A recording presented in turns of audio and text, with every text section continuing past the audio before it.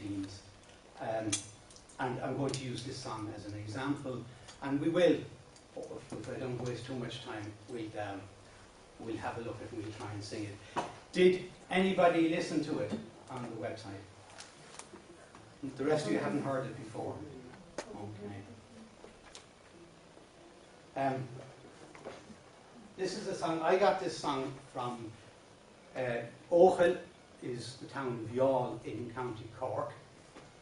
And I got this song from a singer. He was a fisherman in a small Irish-speaking area in County Waterford. His name was Kieran.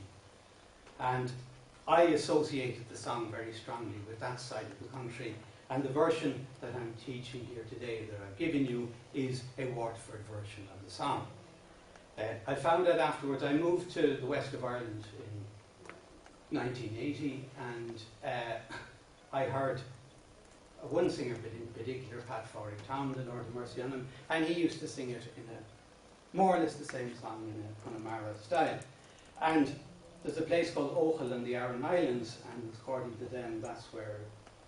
But in actual fact, my theory is that the song comes from Ulster. And there's a place called Fiochel on the sides of Sliabh in County Armagh.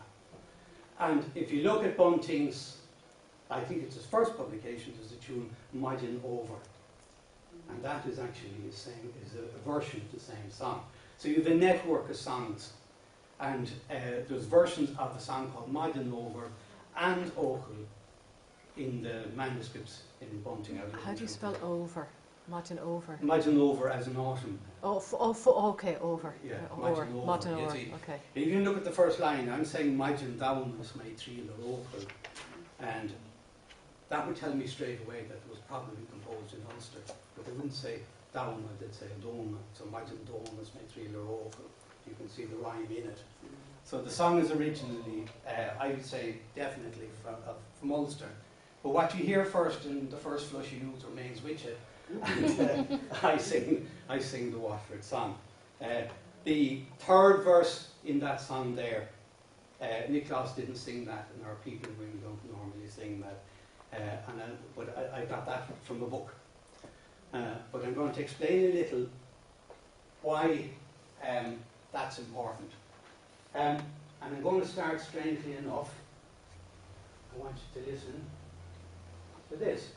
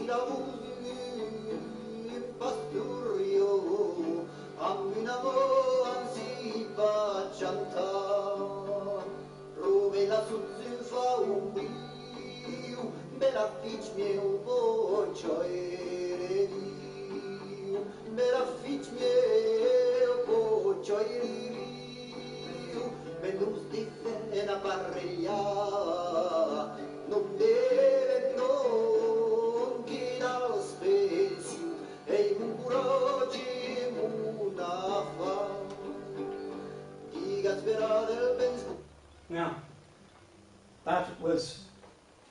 that's a song composed by a poet, Marc Brau, if I'm pronouncing his name correctly. He's from the south of France, and that song is in Occitan.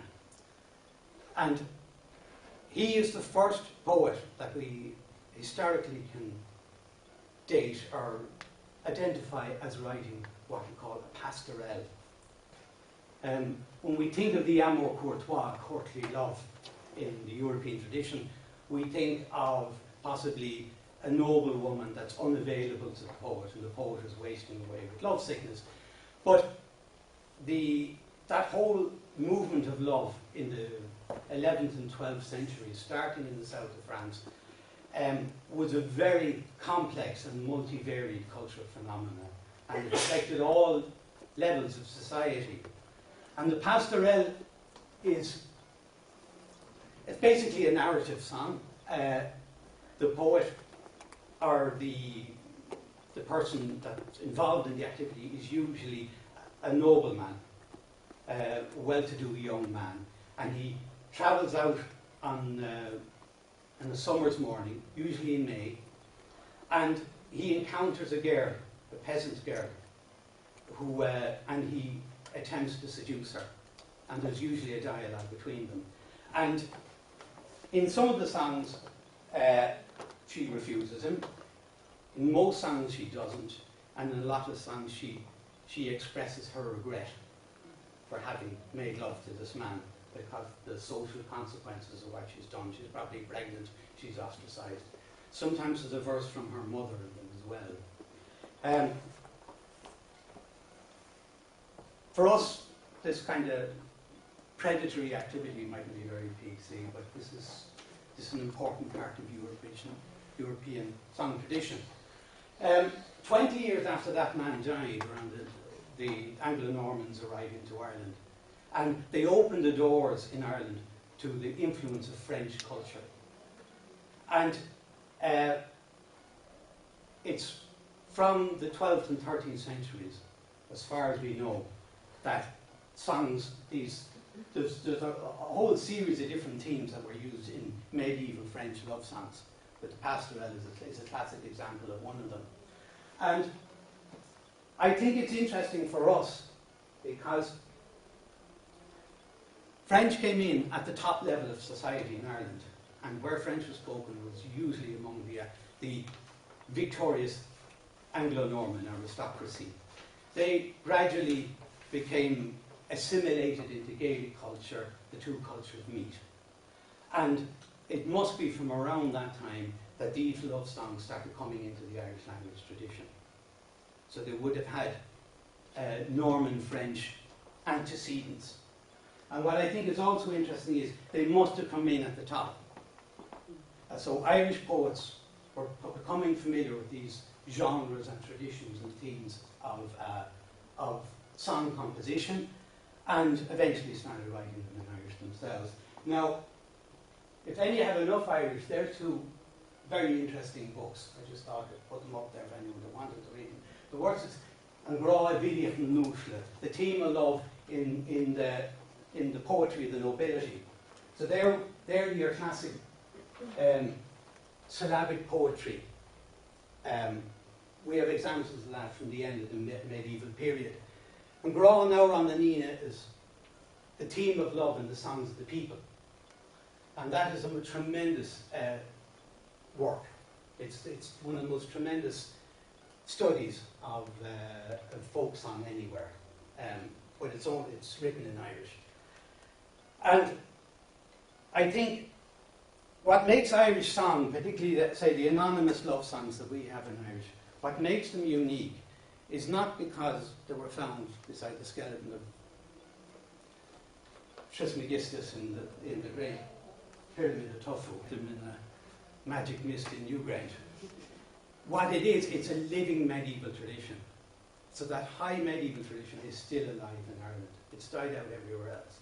So when a girl like Roisin Softy learns a love song from her mother, this is a medieval tradition. So that's what makes one of the reasons why the Irish tradition can be very special, because it's an important part of European heritage, and it's still alive and kicking. Now you get examples of the pastoral in English. You get themes like the factory girl, as I wrote out in Bright May Morning, but you don't get them the full-on French medieval pastoral like you do in Irish.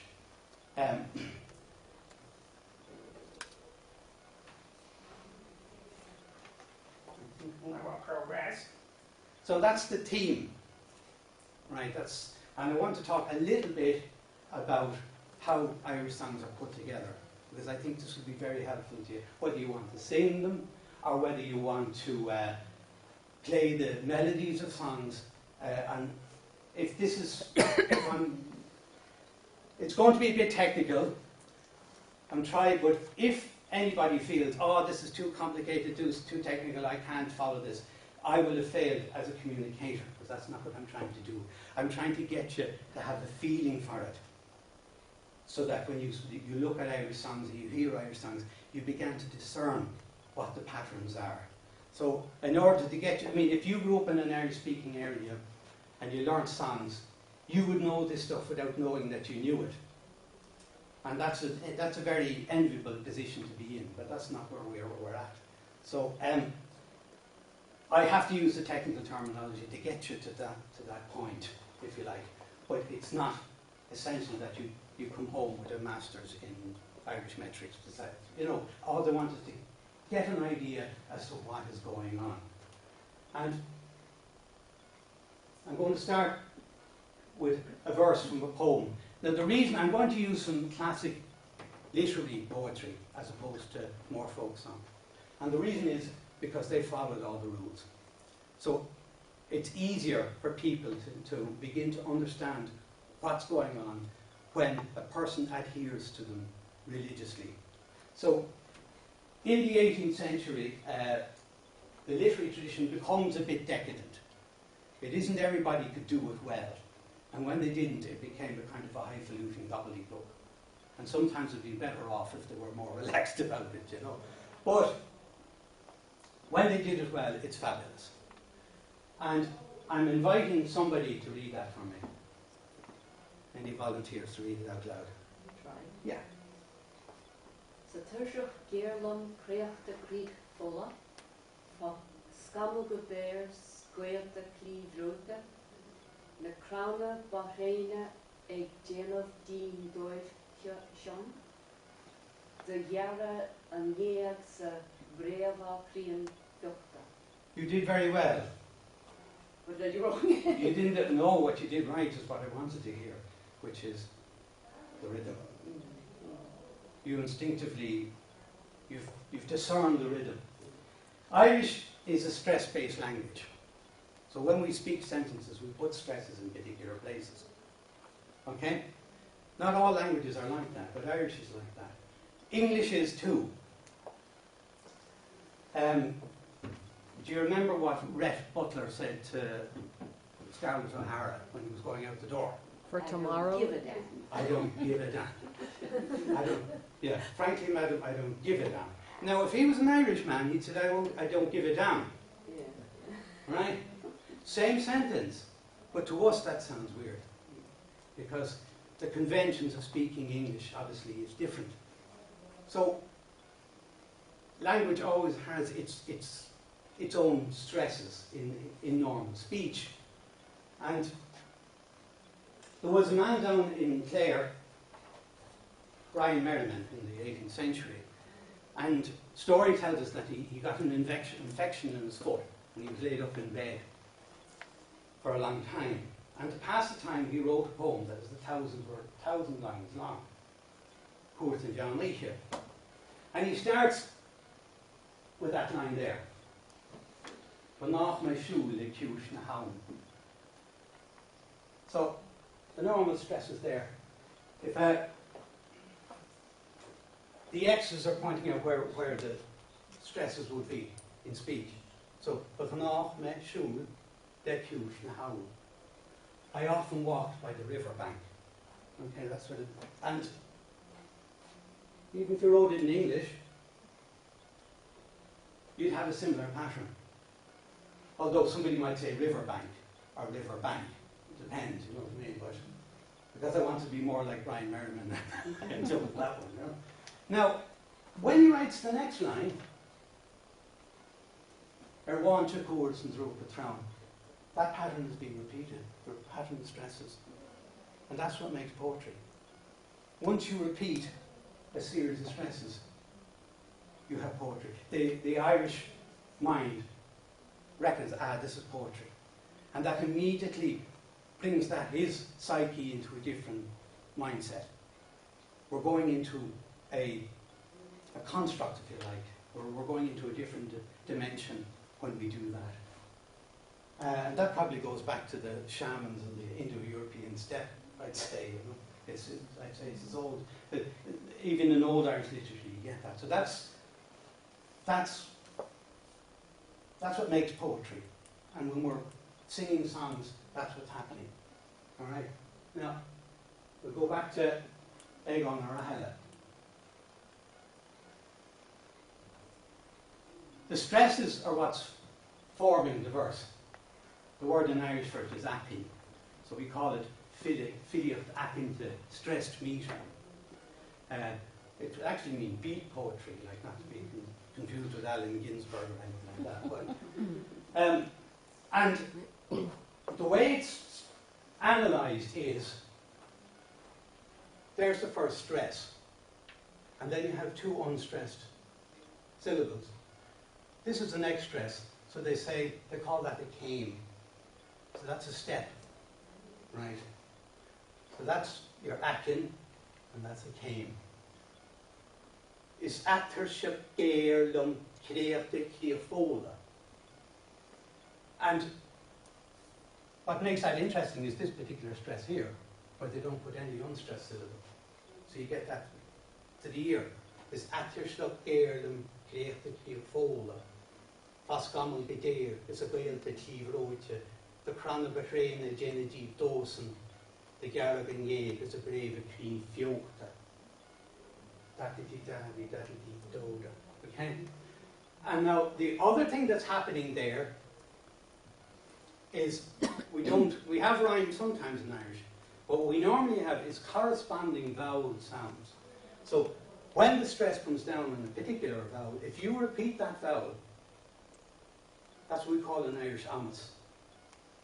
And that is the ornamental pattern that's there. Now, that's a very simple one. Hard to write, but it's simple insofar as he's repeating it. You see, atir, scamal, crana, gara, gair, dair, shane, e. E-O, E-O, E-O, E-O. So atar ship gair lum create the fola, pascamal the gair to Gael to Tivroche.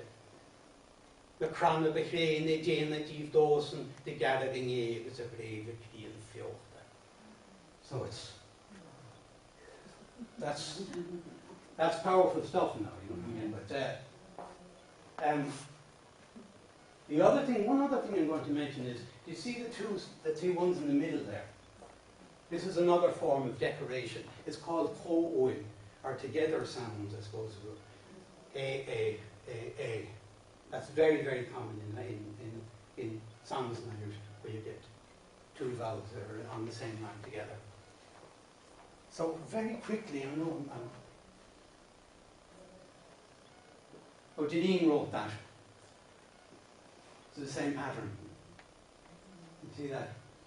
In sorrow and change we pain like beasts olden, by foreigners slain in graves our chiefs moulder. Misfortune and care await each free soldier, while coffin ships bear our brave the seas over. Isn't it good, isn't it? It's Irish poetry, it just happens to be in English. Yeah. It's the bizarrest thing I've ever. It's so bizarre. Isn't it? Yeah, it's actually the same pattern as the previous verse, you know. Wow. This is a song by Liam English. He was a poet down in Cork in the 18th century. Can anyone make any remarks on that now? Don't mind the refrain, the cor fa, but her lava air is me in hoon. So there's four stresses. There's four stresses. And there's a coil, isn't there? Air is me, dark me spare and where when. And the last stress, it's ending on the stress. In other words, the last came is a stressed, you know. So I love Air's name when thou art my spare and where the when. He laughs in the bear and brag in the grua, Sabaran and Clay, the fair and Lewis. And there's four rhymes there. The whole in tash to lula mash. So, you know, different things could be happening. And I'm going to let you hear Particle, sorry, go back. Particle Carol, he's seeing this, and he knows what he's doing. And I think he has a sense of how literary songs, as opposed to folk songs, should be sung. I'm a great admirer of him. Just see if you can hear the stresses and the corresponding vowel sounds in this.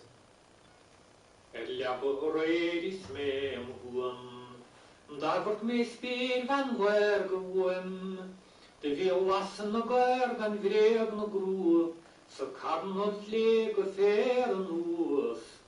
Huilum tasje dlule masjerium tuil hoog, je tangelt er no shan duchum rom. Do you hear it?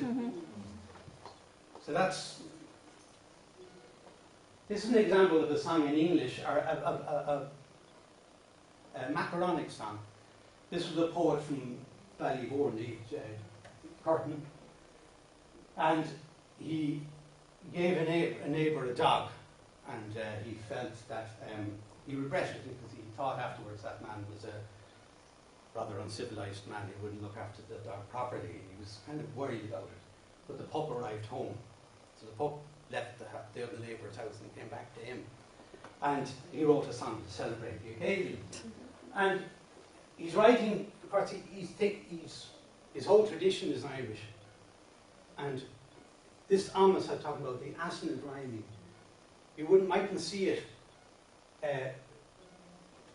My pup came home from Cléideach today, and I'm glad of it. Concarty didn't trade him as decent as he promised it.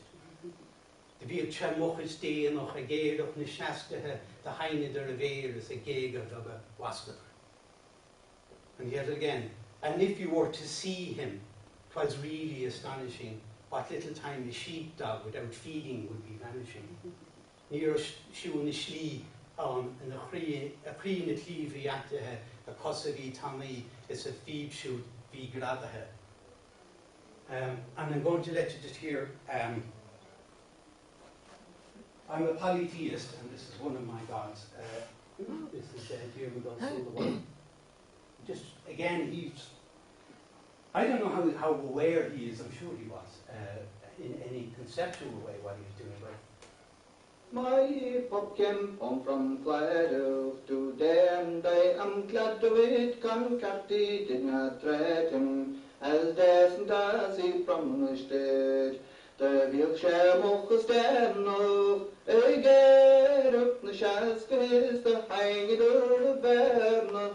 Say go vago vascador snack bevi comoralo, nor anik share palhoy. And if you were to see him, 'twas really astonishing how little time a sheepdog without feeding would be vanishing.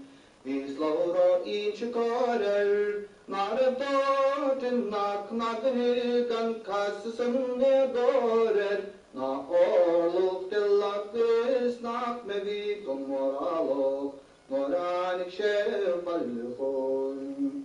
And he was so very homesick. we let Kieran go.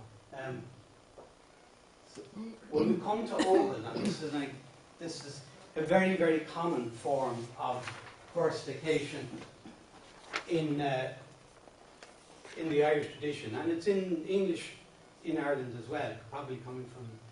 So you have 8 lines, but they're actually 2 4-line sections. And when you sing this, in this particular song, it's very obvious because there's no turn in the tune. So when I sing, like I'll just sing it. Majin Downy Smetri Ler Ochel Da Casogan Ogan Aram Setli Bi Scoil Lapin Hergan Rosi Spavine Bjol Nan Kjol Tishi. And then this is repeated. Lag me love the bride le mortis, but dear se pogin storm free, shedor chi stad snastra mot loche, Scan fistach no eg ban the he. So in Irish we call that a caru, a quarter. That's been 4 lines. And you'll notice this line ends, sorry, I'm walking in front of it. This line ends in an unstressed ochel, whereas this doesn't. So, Maiten Donis me trilder ochel, the casa the no grand room sitli. Now, it can be turned the other way around to the song band of Atlanta, the Vogum or Heave, the Stormy Shall in the Deer, over Kailis and Michiel and Locher. So it's just an example. And this is more of a folk song, so you're not going to get the complexity of decoration. The best verse to illustrate it is the second half of the first verse. So that's the second half, right? And the first thing you'll notice is there's a rhyme B and B. You see at the end of the line, Cree and the he. So that's very similar to the rhyming couplet in English or whatever. And the bardic term for that is Keen that Kieran, the extremities of the half quarter. I don't know if they actually use that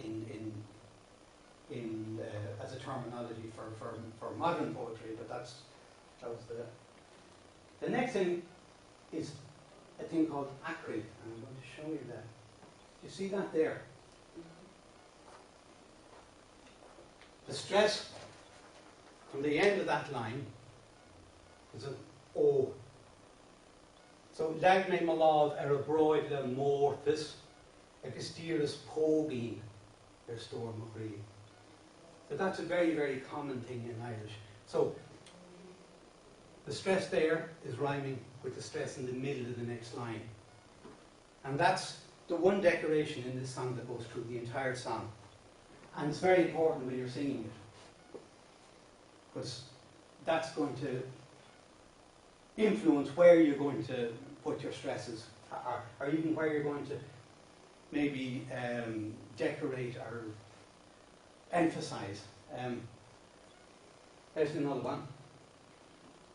So you'll find that in every A-B line in that song. Right? So that's the principal decoration they're using.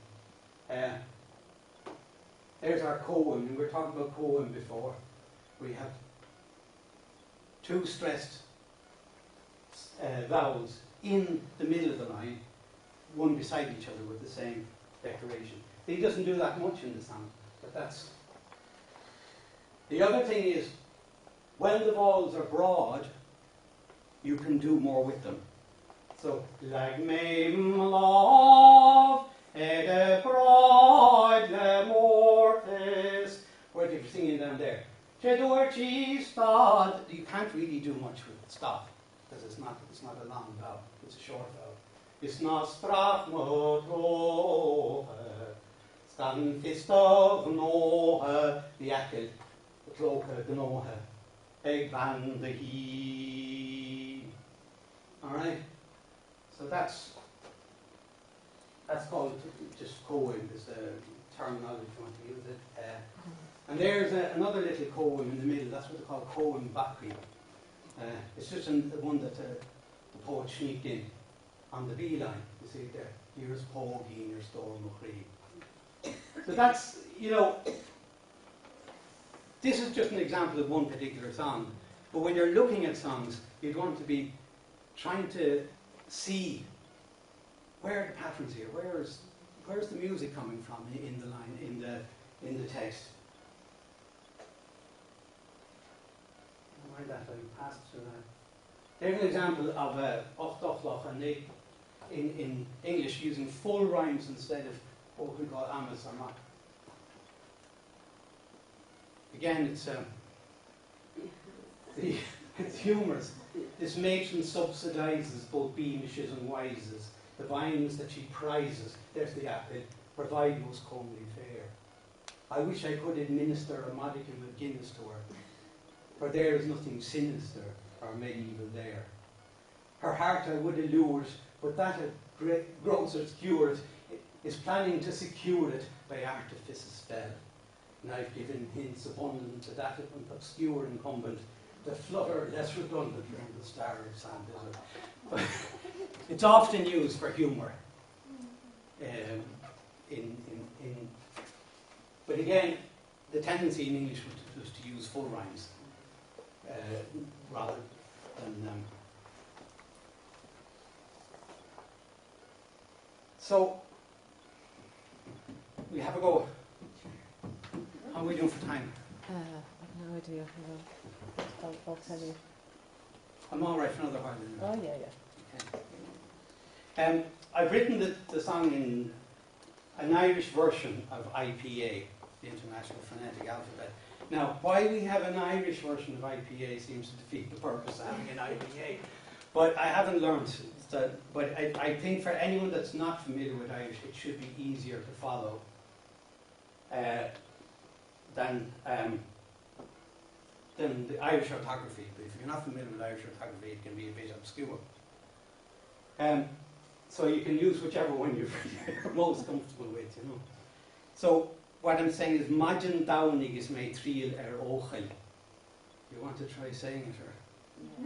Majin Downig is made trial ochel. The castle and og van. The castle and og van. Arum satli. See, I'm just going to say, you have to say it the right way. You know, you get it, okay? Scoil rosi. Scoil rosi. Is bevine beol nan de kjol to she. Bevine a beol nan kjol to she. All right. Majin Downig is made trial ochel. The castle and og van arum satli. Lachen rosi is bevine beol nan de kjol to she. Right. Once you have that 4 lines, you're kind of there. Like, you know. So I mean, imagine that. Is that too high for most people? Do you have to go way up? High. Do you have to go way up from there? Or is that the highest it goes? It's pretty high. You have to go higher. That's as high as it goes, really. Okay. Isn't it? Da da da da da da da da. Do you want to go down? No, Somebody big that's key. fine. That's fine, as long as you don't have to go higher than that. Yeah. No, it's not too, Yeah. you know. So you're Majin Downy, smee three ochel, the castle and ogan, arum setli, be Scoil lapin, van rosi, spobine bio, nan and that's it. No. Majin Downy, smee three ochel, the castle and ogan, arum setli, be Scoil lapin, van rosi, spobine bio, nan kjol to she.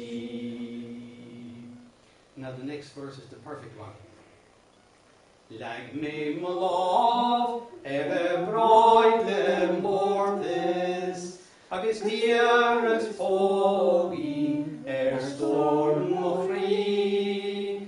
Shed word she stad is nostra motlohe, scan it stod nohe,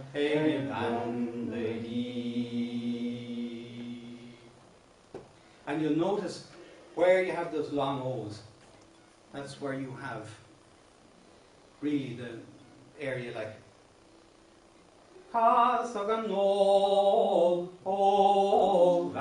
if you're going to, that's not obligatory, you know what I mean, but that's what's going to happen if you're going, you know, again, it has to be on the stress after the long vowel, by and large. Now, there are tremendous traditional singers that are highly admired that break every rule you can make. So these aren't hard and fast rules. They're tendencies, they're patterns, and certainly for us, it's So the ornaments should be on the long vowels. really, Oh. yeah, Okay. where they're coming on the stress, when it's coming on the akin, Right. yeah. Ornaments on stress. That's it's the place to look. It's not, you know, it's not algebra, you know. Yeah, it's not prescriptive, but, Yeah. but that's the... But if you listen to singers, that's what's happening, you know. And it's a way. Now, do you see the word clócha there? So, she says, "Don't tear my cloak." So his attempt at seduction seems to be quite a forceful one, to say the least, you know. And that line to me now would needs drawing the listener's attention. And I have a great way of ornamenting. I just do nothing. Because people are expecting you to ornament, and then sometimes when you don't, you know. So I go, like me my love, a bride le mortis. You see him flying away with all kinds of carry on. Agus dír se pógin storm chrí, Chedorchi stad nastrach mot locha. You know, Yeah. it's a dread. You know, that's just a technique of my own. But I'm sure other people do it. But sometimes, if a thing has been ornamented a lot, if you don't ornament, that's going to drag you're doing the opposite. You know? I do that with piping all the time as well. People expect me to do all kinds of weird things. Then you do nothing and yeah, do you know? But so it's just another way of dealing with it. Sometimes it's just to kind of push against it, because you could everyone would sing. Chedorchi stad is nastrach mot locha, scan fistov noha ege bandagi. So do you want to try it? And we do the short locha. Okay. All right. Where are we starting? Is it Well, a start bit? from the top, do we? Okay, yeah. Does anyone want to pick a key? Is anyone uncomfortable with that key? Down. Imagine down knees, make three their oil. The castle no ban set he. Be Scoil the lappin, Éamonn Ó Bróithe. Is begin bio non behold she. Like me love, a bride the mortis, agus dear se pógin, storm chrí.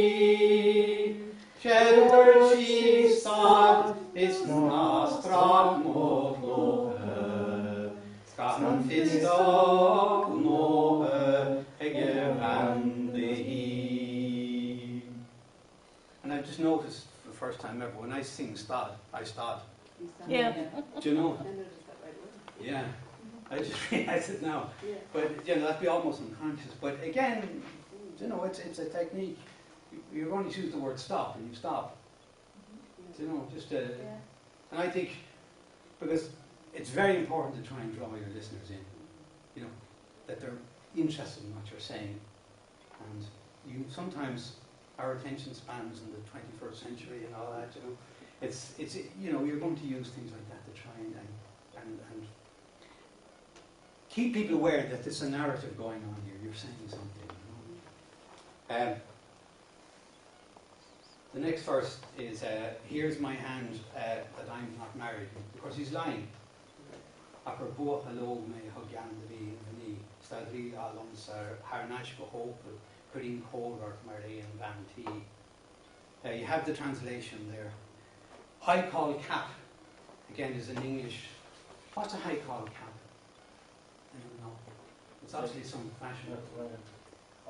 Sorry, when call is from sometimes around the baby when it's born.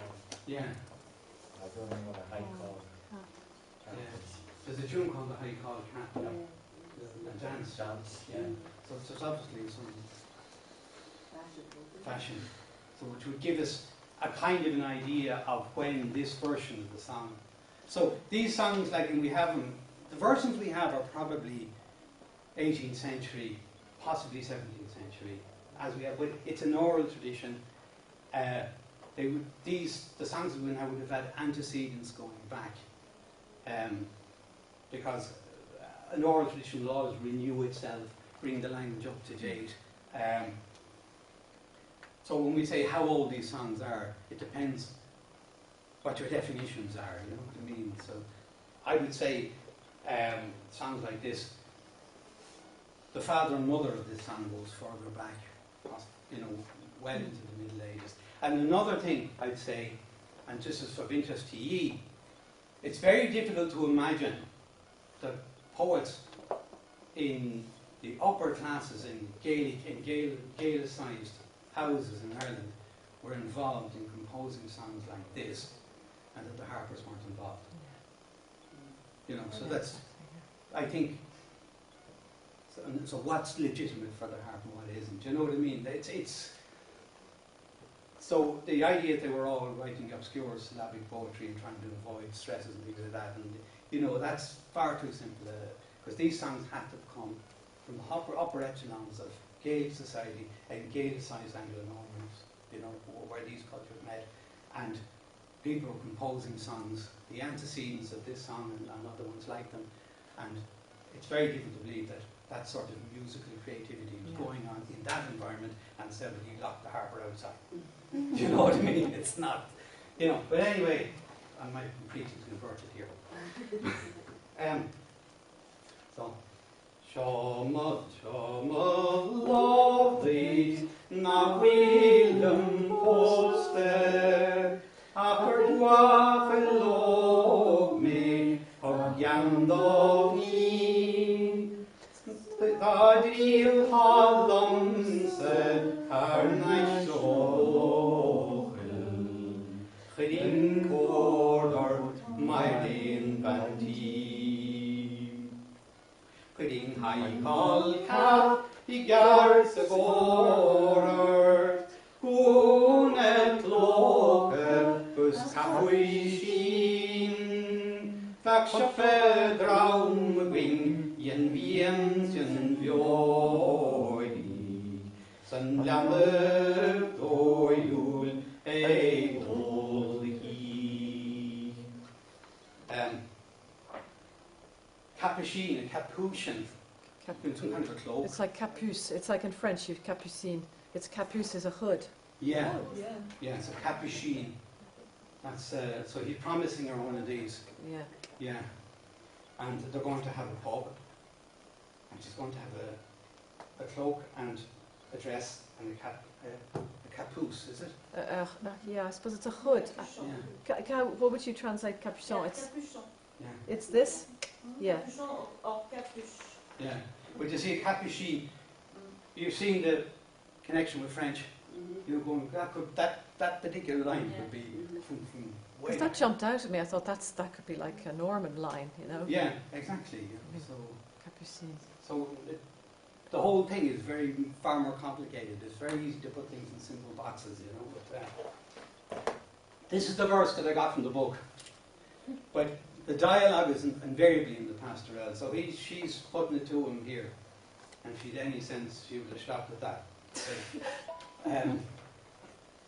So she says, I very much doubt that you're well, that's what it says in Irish. I very much doubt that you're married, but that you aren't married, you know. So I'm shed nauris Cowiler poste, Snappeiren strorum, Eschulnishli, Feilgereich von der Tieres Vorlevid, my sound is doilum Halloween. Marna Heinjegen, nie in Hafole, Sniegul ham Rodlam, Akschalgen nie, Skid Hawaii me, Confune Broye, Gas Bueres a Corne, Canveglin. Now that's a very good put down. Can you imagine the Luach na mró, the value of the shoes is a metaphor. What's a metaphor in English? A metaphor. A metaphor for virginity. You will see often references to shoes in songs. So if you're ever wondering about what's all this stuff about shoes, and I don't know what the origin of it is. You'll notice as well that I said file instead of fil. Fil is the word to return. That's because of the Waterford dialect. They tend to put a diphthong in there. So we like your dinner is diner. Oh, really? Yeah. And trees crying. And being sign across the hill. Oh. Being on a high across the hill. Yeah. So that's And your Kyle Cash. Kyle Cash. Yeah. Now, funny enough, even when the rhyme would dictate that you wouldn't. Yeah, I was going to say to you, do you go with the dialect or do you go with the rhyme? Depends. And this. Like you sang Madden Downick. Yeah, I do. You'd go yeah. with that? Yeah, I would because that's where I learned it. Okay. And I've worked in Waterford. But really, like, if that was in the West of Ireland, we'd say Majandona. And if it was in Ulster, we'd say Majandoni. So Majandoni's made three of Ochel. That would be actually. It's obviously. Yeah, 'cause that's why I'm saying it's. I'd say it's Northern origin, you know. But the songs and the very last line of the song, I put me down, is Kylie Scotcha me a high year. So she says, Marliahan Abershire, Yan Magorla, a Bulim and Boher the lowest E. So that's your rhyme, E, right? Is Kylie Scotcha me ta shul and voher, a year and olish, go kappa. Hein. Kappa Pine. So that's what they would sing. But it's obviously, it should be Kappa Queen. But, so they're little idiosyncrasies, you know what I mean? If you were to sing Kappa Queen, which just, the version of this song is so locally based, that you're singing, a year old Kappa Queen, it would sound almost kind of strange to people. Anyone living in the vicinity, Kappa Queen, Yeah. and go Kappa Queen. So there's your dilemmas, you know. But how does Kappa Kine turn into Kappa Quinn in English? Shouldn't it be something else? It's weird the way, you know, because you would say Kappa Kine. Kappa Queen. So it's funny that it's not Kappa Coin or something in English. Yeah. Because that turns into Kappa Quinn. But you have to talk to the Ordnance Survey. I'll have to, 19th yeah. century, I'll have to go over the mountain and have a Your word name with is them. John O'Donnell, you know. Yeah. So, but indeed, yeah, well, I think they developed a kind of a system of transliteration. Oh, I see. So, all Yeah. right, all right. But you do get examples like Kylemore. Yeah. You know, it's not Kilmore. Oh, yeah. It's Kylemore Yeah. in English, you know. And what do you say in Connemara for it? Do you say Quill or Kyle? It's Kyle. Yeah, it's the same as Watford, like, you know. Kappa Quinn. Yeah. This is a weird one. But so Níl sé a panmú ó agus óbel ach níl an brons ar an fileríst mar go má bhaintir bhaintir é bhéí mórlam ná bhain fórland Now I noticed, she says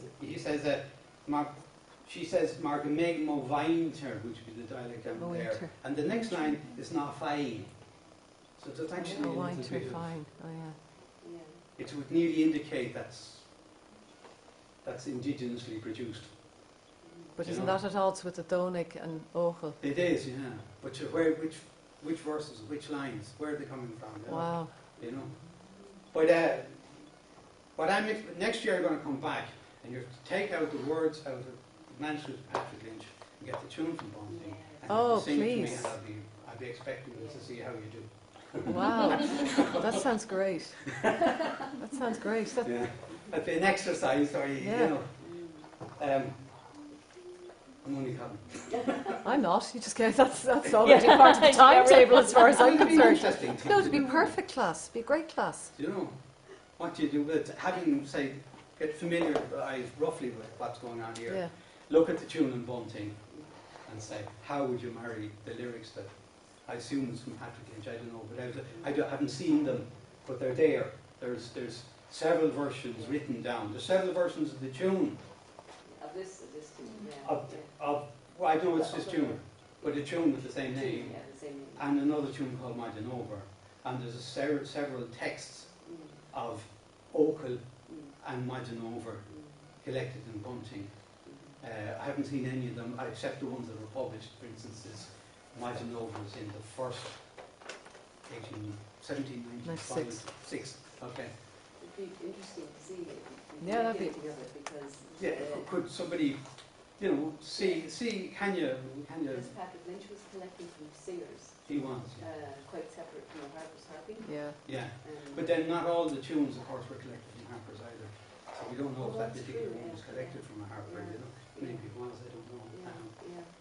But I suppose what I'm trying to do is give you an idea as to how one would approach these, and because there's so much material, wonderful material that nobody is singing. There's oodles and oodles of it. And I've spent a lot of my life as a pastime resurrecting songs that I never heard sung before. You know what I mean? But and how well I do it,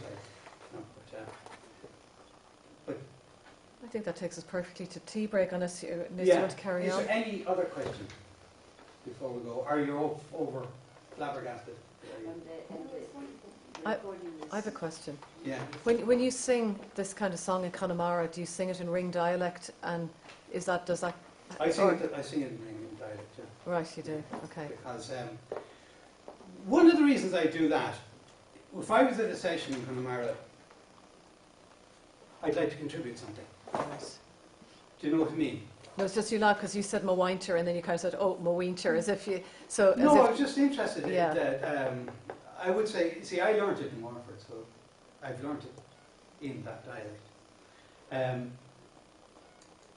An awful lot of the songs I sing are from Waterford. Waterford was a big, huge influence on me in my earlier years, in the first flush of youth. And I've remained fascinated with the songs of Munster, really. So if I'm in company, why would I be singing songs that they can sing better? So if I was in company, and they'd be expecting me, those who know me, they're expecting to hear something, and they'd ask you for songs. So you'd be the man who was singing the non-Connemara songs at the session. Right, Do you know what I mean? right. But I mean, I've learned songs there as well. And I'd sing them in Waterford maybe.